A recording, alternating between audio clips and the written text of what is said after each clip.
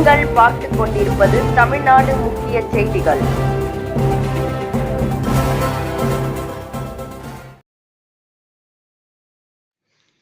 வணக்கம்.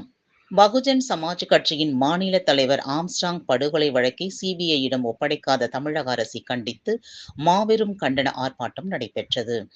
திருவள்ளூர் மருத்துவக் கல்லூரி அருகே தமிழ் மாநில பகுஜன் சமாஜ் கட்சியின் தலைவர் ஆம்ஸ்ட்ராங் படுகொலை வழக்கை சிபிஐயிடம் ஒப்படைக்காமல் காலம் தாழ்த்தி வரும் தமிழக அரசை கண்டித்து மாநில தலைவர் மைக்கேல் தாஸ் தலைமையிலும் மாநில செயலாளர் பிரேம், மேற்கு மாவட்ட செயலாளர் ஹரி, கிழக்கு மாவட்ட செயலாளர் சூர்யா, மத்திய மாவட்ட செயலாளர் கரிகாலன் மைக்கேல் ஆகியோர் முன்னணியில் தமிழக அரசை கண்டித்து கண்டன கோஷம் எழுப்பி ஆர்ப்பாட்டத்தில் ஈடுபட்டனர். பின்னர் செய்தியாளர்களை சந்தித்த மாநில தலைவர் மைக்கேல் தாஸ் தெரிவிக்கையில், கடந்த ஆண்டு 2024 ஜூலை 5ஆம் தேதி பகுஜன் சமாஜ் கட்சியின் மாநில தலைவராக இருந்த ஆம்ஸ்ட்ராங் தனது வீட்டின் அருகே வெட்டி கொல்லப்பட்ட நிலையில் ஆம்ஸ்ட்ராங் கொலை வழக்கை சிபிஐ விசாரணைக்கு மாற்றம் செய்து ஐகோர்ட் நீதிபதி பரபரப்பு உத்தரவு பிறப்பித்துள்ளது.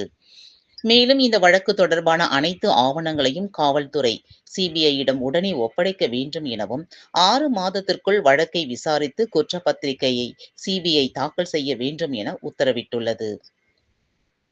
ஆனால் இதுவரை தமிழக அரசு இந்த வழக்கை சிபிஐயிடம் ஒப்படைக்காமல் காலம் தாழ்த்தி வருவதாகவும், தமிழக முதலமைச்சர் அவருடைய நாற்காலியில் அமர்வதற்கு பகுஜன் சமாஜ் கட்சியின் சார்பில் 60% வாக்குகளை அளித்ததாகவும், தமிழக முதல்வரின் சொந்த தொகுதியில் ஒரு சமத்துவ தலைவரை படுகொலை செய்யப்பட்ட சம்பவம் வேதனைக்குரியதாகவும், எனவே யாரை காப்பாற்றுவதற்காக, ஆளுங்கட்சியில் உள்ள அமைச்சர்களை காப்பாற்றுவதற்காகவா, இல்லை யாரை காப்பாற்றுவதற்காக இந்த ஆளுங்கட்சியான திமுக கட்சி போராடுகிறது என்றும், மேலும் ஆம்ஸ்ட்ராங் கொலையில் தொடர்புடைய கூலிப்படை தலைவர்கள் சம்போ செந்தில், மொட்டை கிருஷ்ணன் உள்ளிட்டோரை தமிழக காவல்துறை உடனடியாக கைது செய்ய வேண்டும் எனவும், மேலும் இந்த வழக்கு விசாரணையை சிபிஐக்கு உடனடியாக மாற்ற வேண்டும் என்பது உள்ளிட்ட கோரிக்கைகளை வலியுறுத்தி 100க்கும் மேற்பட்டோர் கண்டன கோஷம் எழுப்பி ஆர்ப்பாட்டத்தில் ஈடுபட்டனர்.